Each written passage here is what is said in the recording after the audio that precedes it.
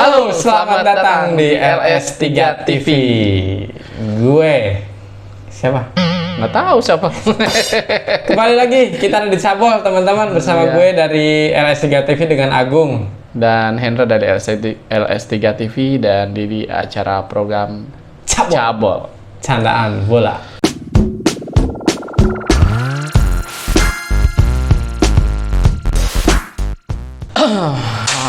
Apa nih yang kita bahas nih, Gung? Aduh, jangan lemes-lemes bang. Lu mentang-mentang Real Madrid kalah. Lemes gue kalah taruhan nih, rumah habis dijual.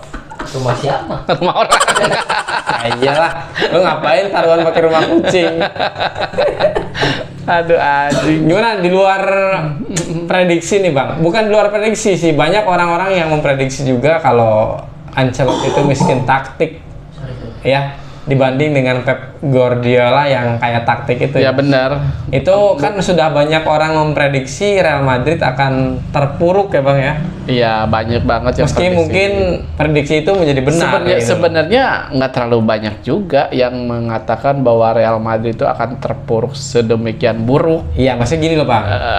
Bahkan orang yang menjelek-jelekan Ancelotti pun, yang bilangnya miskin taktik atau apapun itu, masih tidak berani 100% untuk mengatakan bahwa Madrid akan jelek seperti itu. Ya, faktornya Gitu. bukan masalah Ancelottinya sebenarnya, lebih ke masalah Real Madridnya itu yang memang kental dengan DNA Liga Champions gitu kan. Iya betul. Iya kan? Iya betul. Jadi gue rasa makanya ketika pelatihnya pun misalkan siapa di situ, itu pasti penilaiannya tidak akan berbeda gitu loh. Iya. Akan yakin bahwa Madrid ini akan lolos ke babak berikutnya. Gitu. Ya itu makanya banyak orang-orang yang nggak berani memprediksi bahwa berlebihan ya. Iya, berlebihan bahwa Manchester City akan melibas Madrid sedemikian rupa. Cuma memang awalnya gue nggak percaya si Ancelotti ini miskin taktik. Ini dari permainan kemarin itu 100% itu kesalahan dia sendiri kalau menurut gue. Ya sebenarnya mungkin kalau miskin taktik gue bilang apa ya? Ya dia kan salah satu pelatih yang pandai memanfaatkan pemain-pemain bintang ya bang, itu satu kan. Nah mungkin seperti yang terjadi itu memang bener, itu kayaknya bukan masalah miskin taktik itu. Kalau menurut gue ya. Miskin ilmu. Bukan, jadi lebih kepada lu apa ya? Kita kan sempat ngobrol di belakang tuh ya, bahwa belakang mana? So iya di belakang. Di belakang orang. Kalau misalkan lu jalan di belakang orang, ngomongnya di belakang. Artinya ketika si Ancelotti itu sudah menemukan pemain yang baik, kenapa harus diganti ya? Nah itu makanya yang gue sebutkan ya, itu kan kesalahan dia 100%. Contohnya waktu lawan Getafe itu hampir 99% pemain-pemainnya itu diistirahatkan kan. Banyak amat. Hanya hanya si Camavinga aja yang main di situ. Courtois ya di situ main. Dan yang lainnya itu cadangan semua, si Asensio, kemudian strikernya juga bukan Benzema. Siapa gitu terus yang main juga Daniel Ceballos di tengahnya, backnya pun si Eder Militão. Nah yang gue bingung, si Eder Militão yang udah dimainkan di mana di Getafe La Liga itu dimainkan lagi di Liga Champions, yang gue tuh nggak expect banget dia harus main gitu kan sebenarnya. Karena kalau misalkan Ancelotti pede dengan memang kalau kemarin mengistirahatkan beberapa pemainnya seperti Rudiger, terus Modric, Toni Kroos itu dicadangkan, kenapa kayak si Rudiger ini nggak dimainkan di Liga Champions? Itu buat apa dicadangkan? Itu sih kalau menurut gue kan aneh. Lebih kepada mungkin bukan masalah bagus atau enggak sih, kayaknya ada kedekatan tersendiri nih kayaknya nih. Ya itu mungkin ada entah cinta apa tuh sama si Eder Militão tuh, luar biasa. Pemain ini kalau menurut gue ya menurut pendengaran gue itu buruk banget gitu dari segi ini penguasaan bola. Si Haaland itu yang waktu dipepet sama Rudiger nggak sama sekali nggak ada peluang. Ini beberapa kali peluang, cuma yang jago si Courtois-nya aja. Dia makanya kalau kipernya bukan dia udah 8-0 itu 6-0 gue yakin tuh gol itu, karena peluang bersih banget dari Haaland pun kalau catatan gue nggak salah itu ada 3 peluang. Nyatet. Betul, ada catatannya nih menit 11 tuh. Sundulan dia yang kenceng banget itu bisa ditepis, padahal si Courtois-nya udah mati. Kemudian di menit ke 30-an something itu ada tendangan langsung dari si Haaland juga bisa dihentikan oleh kakinya si Rudiger. Dan di babak kedua pun ada lagi. Jadi peluang Haaland itu kurang lebih itu ada 3 peluang yang bersih banget itu yang bisa digagalkan oleh si Courtois itu sendiri gitu kan. Dan itu kesalahan itu ya itu back-backnya, karena si Alaba itu sendiri gue nggak nyalahin Alaba ya, karena Alaba memang tugas fungsi dia mengcover yang tidak tercover oleh back-back lain. Nah ini yang harusnya yang dilakukan oleh Rudiger itu mengcover si Haaland itu tidak berjalan gitu kalau si Eder Maleto. Iya, itu nggak berjalan. Sekarang, nah kalau si Kamavinga, gue ini memang beberapa kali juga dieksploitasi ini, dieksploitasi sama si Bernardo Silva. Gue nggak menyalahkan karena dia udah main di lawan Getafe juga. Dia dipasang di posisi yang sama seperti itu ketika lawan Getafe. Kemudian dia diturunkan lagi di Liga Champions dan harus perform lagi menghadapi orang-orang yang memang diistirahatkan oleh Pep gitu kan. Pep juga sama rotasi waktu di Liga Inggris sebelumnya. Menang ya? Yang menang 3-0 ya. Itu pun hanya Gundogan aja yang main tim intinya sama Haaland. Seperti itu si Pep itu sendiri gitu kan. Cuman yang lainnya kan lihat Mahrez, cadangannya semua yang main tuh rata-rata gitu kan, si Julian Alvarez dan lain-lain gitu. Kemudian si Podence. Nah, sekarang di Madrid itu sendiri apa yang dilakukan Pep sama Ancelotti nggak dilakukan. Jadi pemain-pemain yang memang udah bagus kemarin itu, kenapa kata gue kalau memang lu udah pede dengan taktik lu, udah bagus dengan taktik lu, kenapa lu nggak turunin lagi dengan formasi yang sama? Jadi misalkan si Rudiger kalau menurut gue bisa mengcover si Haaland, dia turunin lagi lah untuk mengcover Haaland. Kemudian si Alaba untuk membersihkan peluang-peluang yang datang dari second line. Kevin ini bagaimana leluasannya Kevin De Bruyne mengacak-acak tengahnya. Itu karena kan si Pep lagi marah banget nih. Betul. Gue marah banget. Nah, si Pep Guardiola ini kan udah mengantongi kelemahan Madrid. Serangan Madrid itu kan terfokus hanya di si Vinicius Junior. Itu jelek banget juga tuh. Ketika Vini bukan nggak perform, karena si Vinicius itu sendiri udah di cover sama beberapa backnya dari City sendiri, dan juga oleh si Walker juga bagus mainnya waktu di match itu gitu. Walkernya bagus, jadi bisa mengcover pergerakan dari si Vini, dan sayangnya memang dari sisi lain itu dari sisi kanannya si Rodrigo juga tidak berkembang gitu, tidak menghasilkan peluang apapun gitu kan. Jadi ketika si Vini-nya mati, Benzema-nya nggak ada peluang, ya udah selesai. Dan di tengahnya itu diacak-acak oleh Kevin De Bruyne dan kawan-kawan yang di tengahnya, Rodri dan lain-lain. Aduh, ya udah selesai. Bayangin aja Kevin De Bruyne bisa menghasilkan 2 assist. Yang sementara di match sebelumnya itu nggak ada assist sama sekali, dia hanya menggolin dari jarak jauh, itu pun seperti itu. Kayak gitu menurut gue. Jadi ya ini 100% kesalahan Ancelotti. Oke, siap. Itulah. Sabar ya. Nggak sabar gue. Sabar lu kayak gini bukan apa-apa karena kalah judi aja. Bukan masalah dukung Real Madrid ini. Gue nggak dukung Real Madrid, dan gue juga nggak dukung Manchester City. Iya, paham. Tapi bahwa taruhan jelas kan? Nggak jelas. Iya, gue paham. Itu memang kan banyak orang meng-highlight itu ya. Banyak orang meng-highlight kenapa si Rudiger ini nggak bermain. Perkara dengan taktiknya Ancelotti yang seperti itu, gue pikir sih sebenarnya akan tetap seperti itu juga mungkin ya. Tapi setidaknya ketika si Rudiger ini main, mungkin angkanya nggak sebegitu gede ya. Karena orang tidak pernah terfikirkan Manchester City ini akan memberondong 4 gol Madrid dengan 4 gol tanpa balas. Dan tapi di sisi lain nih Bang, di sisi lain bahwa setelah Real Madrid ini berevolusi menjadi 3-2-4-1-nya ini, itu memang jadi luar biasa Bang. Karena ketika Manchester City-nya. Iya, City, Iya. bener. Coba lo cek deh ketika dia berevolusi menjadi 3-2-4-1 ini, dia kalah berapa? Ada kalah nggak? Itu yang pertama. Terus yang kedua, golnya itu banyak. Menangnya gede-gede gitu loh. Ya karena kan lebih banyak tuh gelandang-gelandangnya yang di-push ke tengah, dan memang walaupun si Haalandnya terfokus yang jadi satu titik Yang cetak sentral. golnya itu hampir semua bisa cetak gol. Iya, karena kan Haaland itu sendiri bisa Bisa mengumpan juga. Bukan bisa mengumpan, buka ruang. Haaland itu orang yang bisa fungsinya memang untuk mencetak gol dan buka ruang untuk teman-temannya. Sementara teman-teman yang di tengahnya kan banyak nih, ada 4 orang. Jago-jago tuh cetak Jago-jago, jadi bisa memanfaatkan celah yang ada. Nah itu, gue Jadi, rasa Real Madrid memang dia terperangkap oleh skemanya si Pep Guardiola ini. Di sana Iya. memang kita nggak usah bicara lagi cara bermain Real Madrid ya. Iya. Karena Real Madrid udahlah, Iyalah. Luka Modric, Toni Kroos, Vini, terus Benzema ya kan, Courtois gitu kan istilahnya kan, itu benar-benar tulang punggungnya lah. Iya. Yang mungkin Rudiger kalau Rudiger main, tapi ternyata itu tidak berjalan.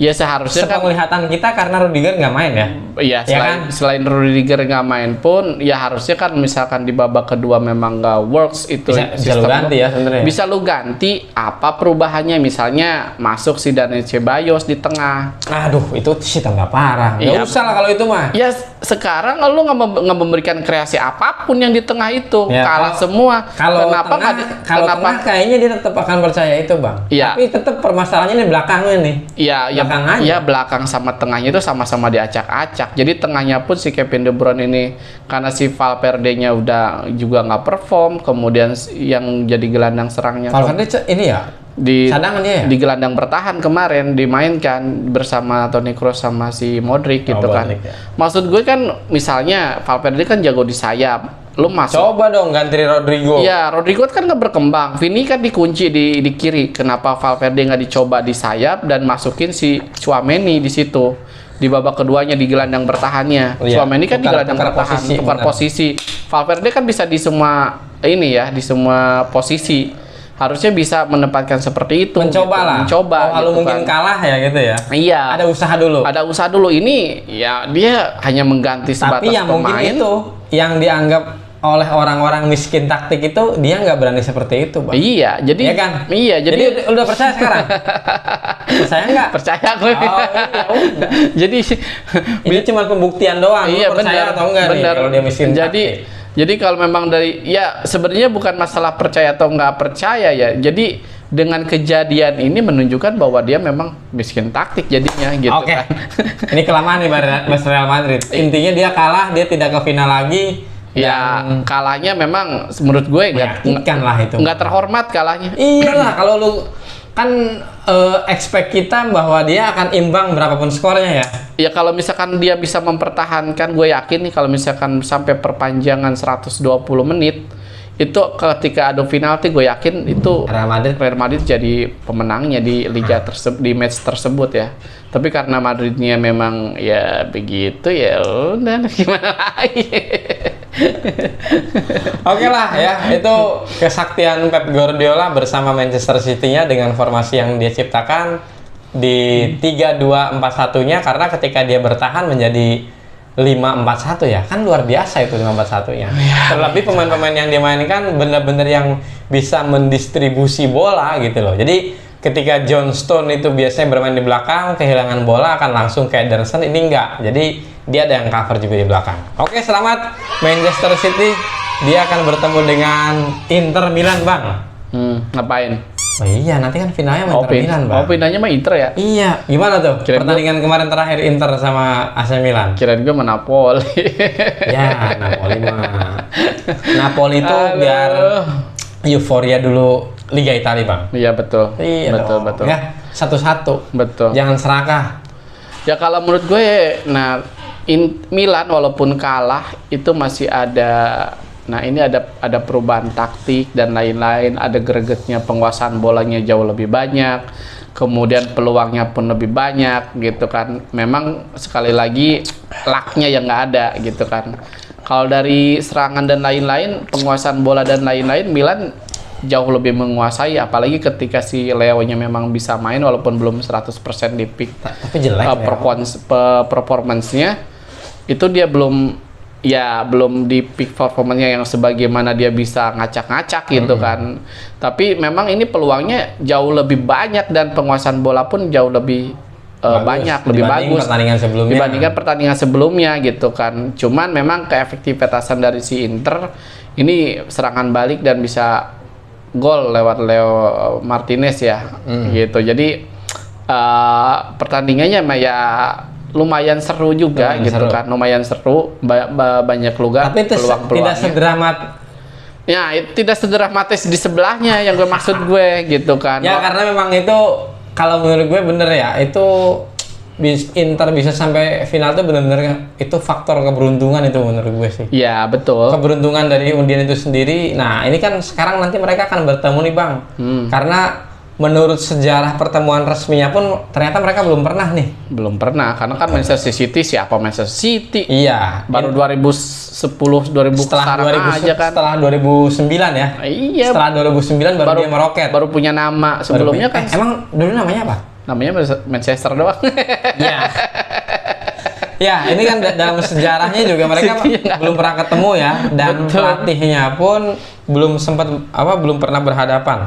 Betul. Di semua pertandingan. Karena kan Simon Inzaghi pun baru naik di era sekarang ya, ini sekarang. Kan. Kira-kira nih, ini singkatnya sebelum nanti kita bahas lebih panjang nih Bang. Singkatnya nanti akan menang siapa menurut lo?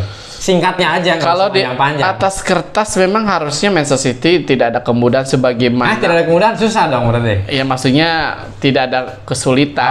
Tidak ada kesulitan untuk memenangkan pertandingan, tidak ada alasan untuk kalah ya. Untuk kalah. Cuman sekali lagi Italia itu beda gitu kan. Dulu kita ingat kan waktu Roma lawan Manchester United di Liga Champions 2000 berapa tuh, yang MU tiba-tiba dibantai 7-0 atau 7-1 dulu kan. Jadi Italia itu sekali lagi beda walaupun itu memang kalau nggak salah 2000 gue lupa lah yang MU dibantai. 2006 iya kan 7-1 Bang. Iya 7-1 emang. Iya. Goblok itu.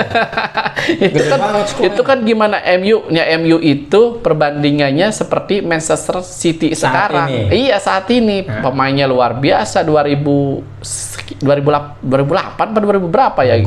Gue lupa lah pokoknya 2010 ke bawah. Iyalah itu. Nah 2010. Gue juga lupa. Karena kan kalau 2009 dia jadi juara ya Manchester United ya, yang 2008. sama 2008. Oh berarti bukan nih. Berarti 2007 kalau nggak salah ya. Oh iya itu dah. Iya kayaknya. Iya 2007 itu mungkin ya. Jadi anjing gue nonton lagi.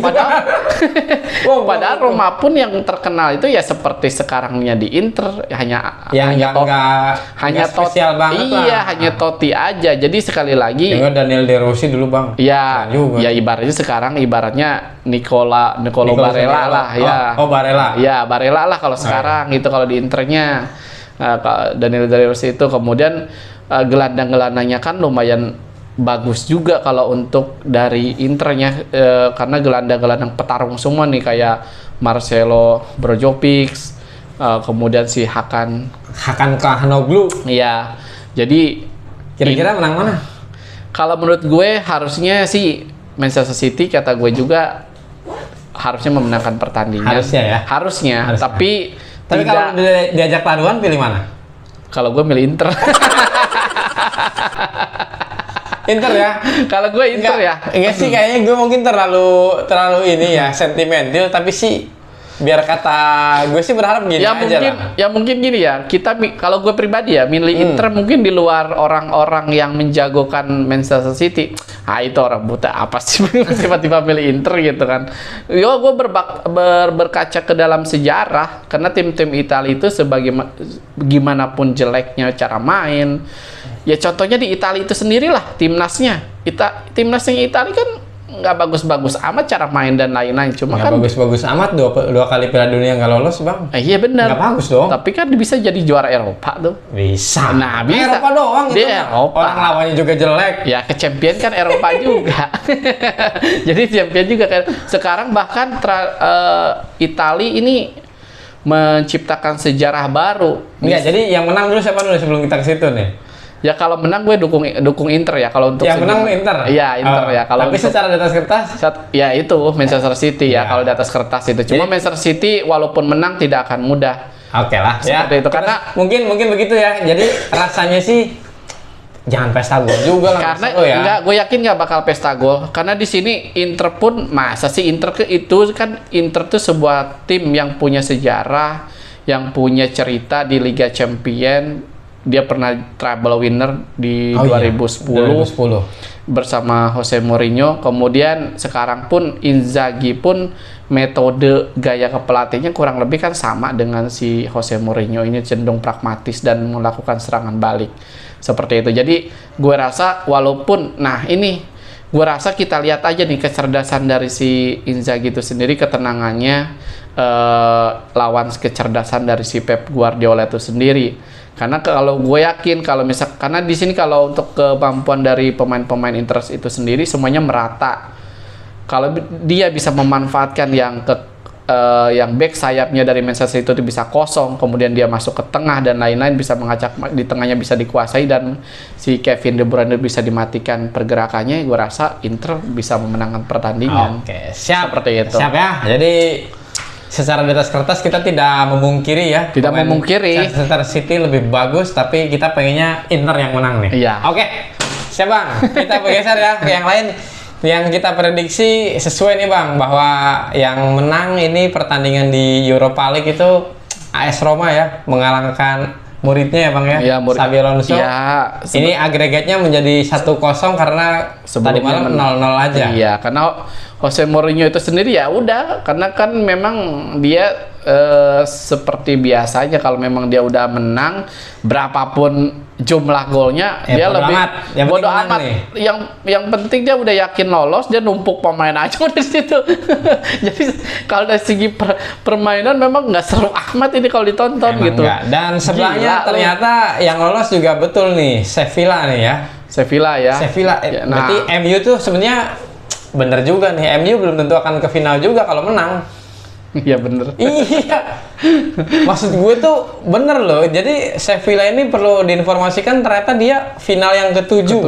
Betul. Lu gila nggak tuh? Dan Bener-bener spesialis Europa League loh. dan Jose Mourinho ini Final yang ke-6 ke-6 di semua di semua klub yang dia pegang untuk semua di klub Eropa. yang lu pegang Yang lolos ke Eropa. Final di ini ya. Iya. Kancah Eropa ya. Ya, sebelumnya Benfica dan Kira-kira MU. siapa yang menang, Bang? Kalau menurut gue, Kayaknya AS Roma gue, iya Bang. betul. Roma. Iya. Wah, lu nyamain aja. Bukan. Gue duluan ngomong supaya dianggap betul lu yang nyamain. Ini kadang-kadang yang tim yang lu dukung tuh kalah. Enggak lah. Gue dukung Indonesia nggak kalah. Iya. Ya. Dukung Indonesia kan karena kewajiban aja dukungan. Enggak.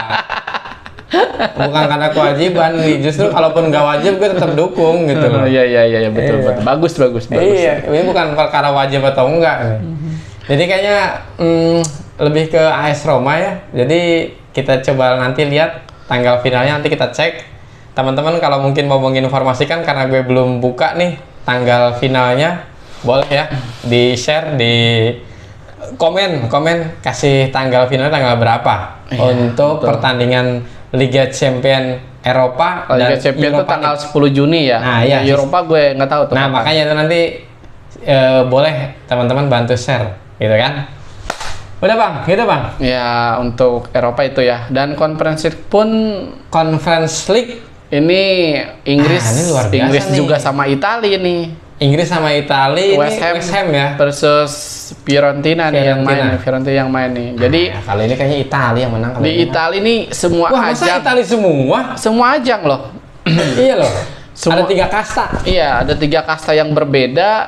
Dia ada wakil Italia. Nah, berarti kan ini sebagai bukti Kalau bahwa- pertahanan Italia itu lebih bagus dari pertahanan yang lain. Betul. Itu sih kalau menurut gue. Iya, bukan permainan ya. Bukan permainan. Kalau permainan kan biasa aja. Cuman dari pertahanannya dan dari bukti kelolosannya kan masih banyak tim-tim Italia nih di sebuah kompetisi yang dengan ajang yang berbeda itu mereka bisa mengutus wakil-wakilnya Untuk sampai ke babak final. final gitu Oke. kan. Bahkan di Spanyol pun sekarang yang dibanggakan cuma dari Sevilla aja kan yang dulu masuk biasanya final. Spanyol ya. Dulu Spanyol bisa 3 tuh, Madrid misalnya di Champion, kemudian Sevilla di Eropa, kemudian di Conference League-nya juga biasanya Real Sociedad tuh suka masuk juga tuh biasanya. Kalau nggak Villarreal tuh biasanya.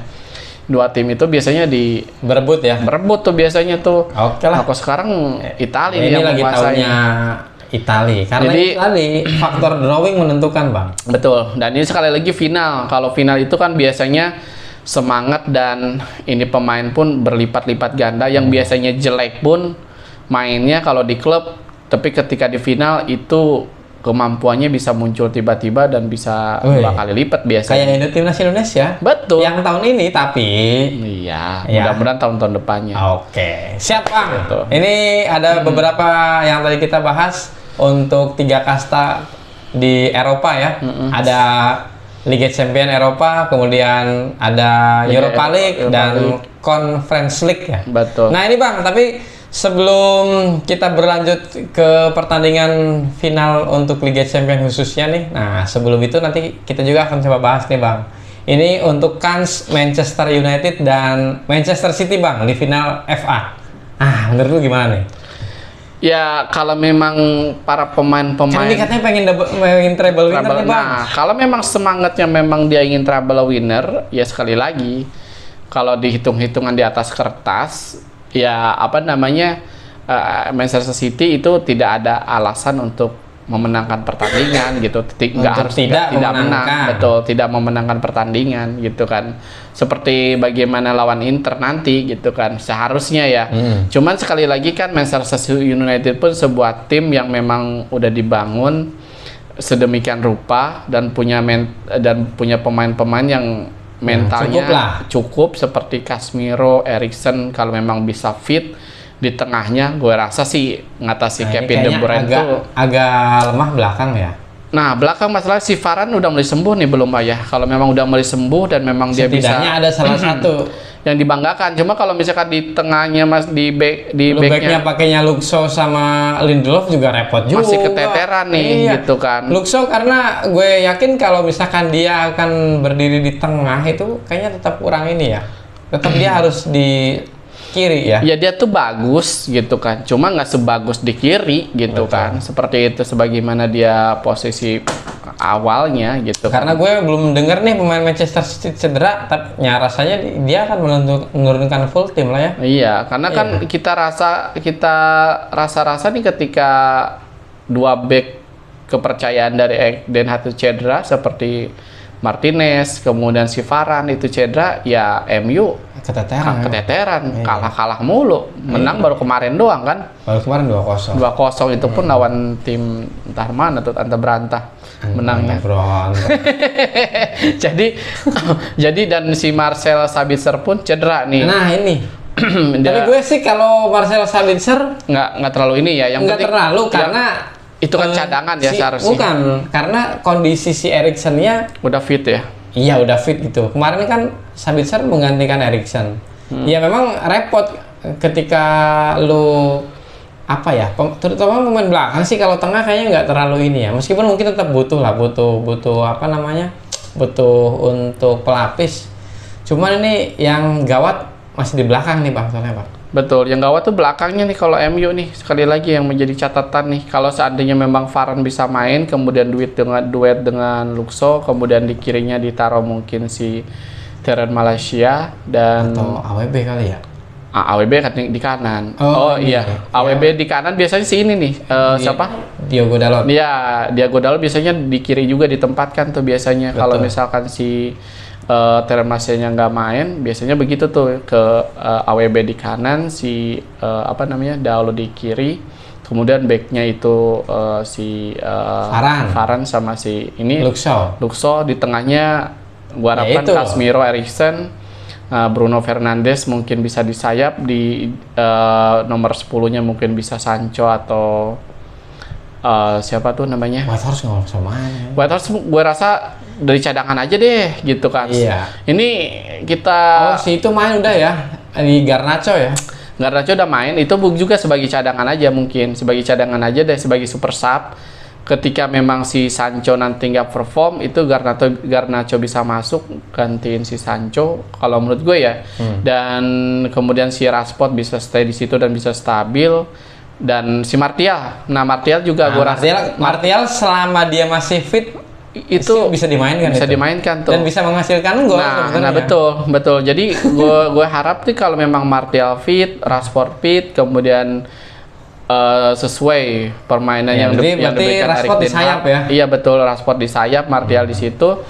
Itu gue rasa memenangkan pertandingan bukan suatu yang mustahil lagi. Ya, betul. Tapi bisa minimal menang 2-1. Ya, pokoknya menang aja berapapun lah. Menang berapapun, gue rasa MU kalau memang back-backnya memang ini bisa perform lagi, bisa balik lagi ke awal, ya MU bisa menangkan. Gua rasa sih Erik ten Hag akan nonton pertandingan ini buat evaluasi timnya, akan nonton pertandingan Manchester City lawan Real Madrid.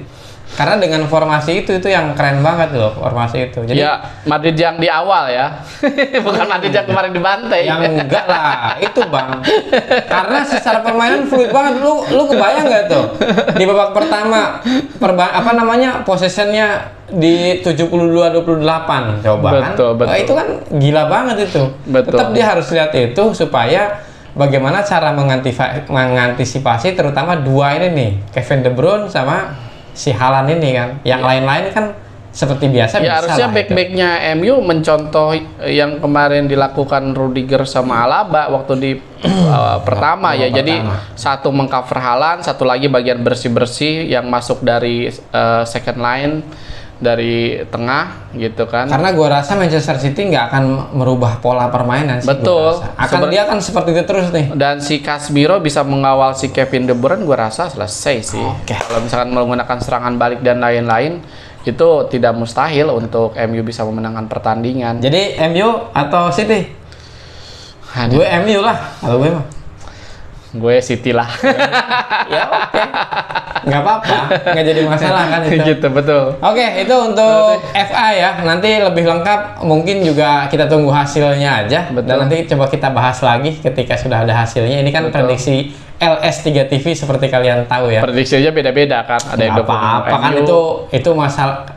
Orang lu coba denger di yang lain aja beda-beda, ngapain sama kan gitu? Iya, betul. Ngapain diobrolin? Selagi masih bisa dibedain, kemarin sama. Iya, oke. Dan satu Bang, kita sedikit bahas nih Liga Inggris sebelum kita akhiri. Liga Inggris ini tadi malam Newcastle ini akhirnya menang nih Bang. Menang ya? Menangnya lumayan gede juga 4-1 nih. 4-1 ya.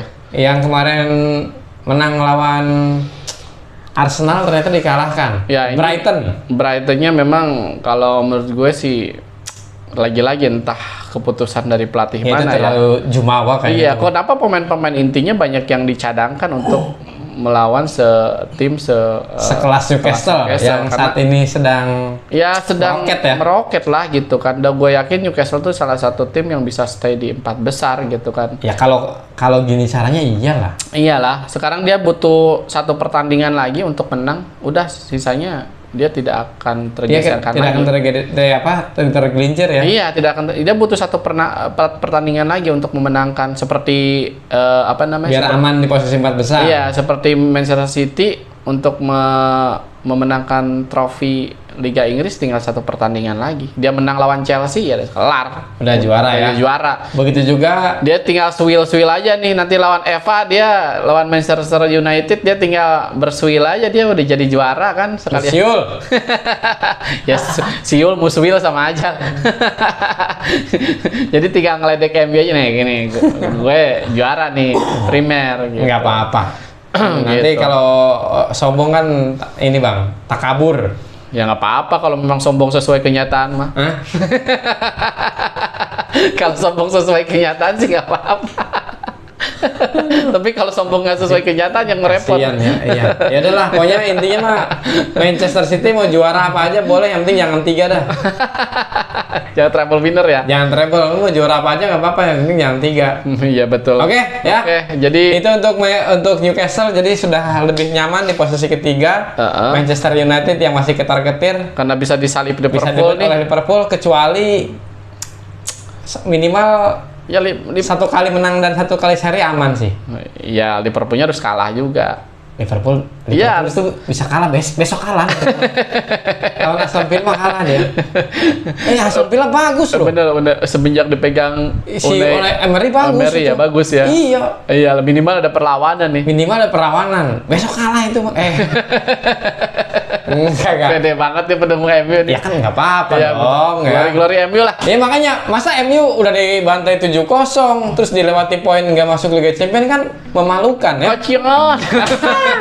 Oke, terima kasih teman-teman yang sudah nonton LS3 TV. Terima kasih juga yang udah subscribe dan silahkan di-share ke teman-teman yang lainnya. Mungkin pembicaraan kita bermanfaat ya, Bang ya? Ya mungkin kalau ada manfaatnya. Kalau enggak ya nggak apa-apa lah. Nggak apa-apa lah ya. Dengerin aja. Iya. Selamat beristirahat buat kalian yang sedang atau mungkin akan beristirahat atau mungkin sedang bekerja, Bang.